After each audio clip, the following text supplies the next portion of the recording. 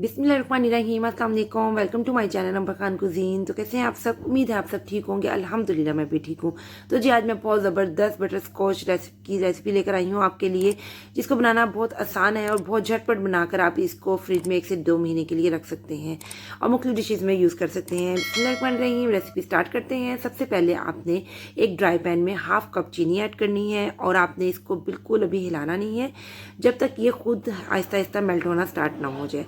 ठीक है जी, जब तक ये मेल्ट होती है आप जल्दी से मेरे चैनल को लाइक शेयर सब्सक्राइब कर दीजिए।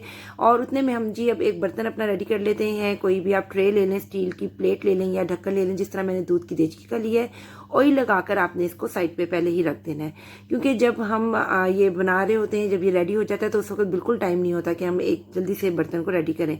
ठीक है जी, देखें जी उस वक्त तक आपने आहिस्ता आहिस्ता चीनी को बस हल्का से बर्तन को हिलाना है। जब देखेंगे कि चीनी लाइट सी मेल्ट होना स्टार्ट हो गई है, अब देखें आप साइड से आप जैसे देख रहे हैं, तो आपने अब चम्मच चलाना है और अब आपने मीडियम टू लो फ्लेम पे कंटिन्यूसली चम्मच चलाते रहना है ताकि हमारी चीनी जले भी ना। ठीक है, क्योंकि चीनी अगर जल गई तो हमारा सारा जो क्रंच है वो ख़राब हो जाएगा।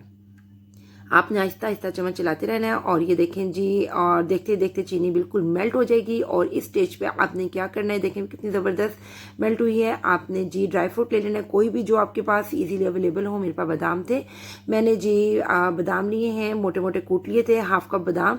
और आपने उसके इसी वक्त ही आपने हाफ टेबल स्पून आपने इसके अंदर बटर ऐड कर देना है और डालते ही आपने तेज़ी से इन तीनों चीज़ों को मिक्स करना है। और बर्तन तो प्लेट हमने पहले ही रेडी की हुई है ताकि जैसे ये मेल्ट हो और रेडी हो जाए तो हम इसको फ़ौरन ही प्लेट में उल्टा लें।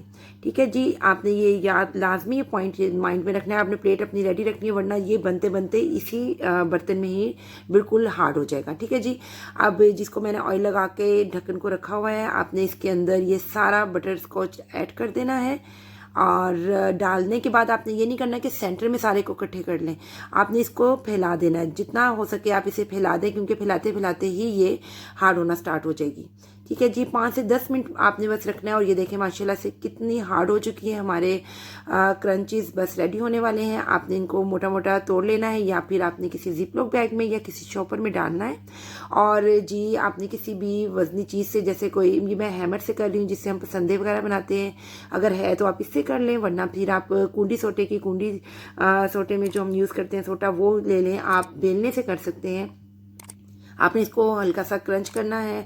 देखें क्रंची सा ये हो गया है, मोटा मोटा कूट लेना है आपने। और ये हमारे ज़बरदस्त किस्म के बटर स्कॉच प्रालिन कह लें, आप इसे बटर स्कॉच क्रंच कह लें, रेडी हो चुके हैं। और रेडी करने के बाद आपने इसको एयर टाइट कंटेनर में डाल देना है। और जब भी आप आइसक्रीम बनाएं, केक बनाएं, कोई पुडिंग बनाएं, आप उसमें क्रंच यूज़ कर सकते हैं।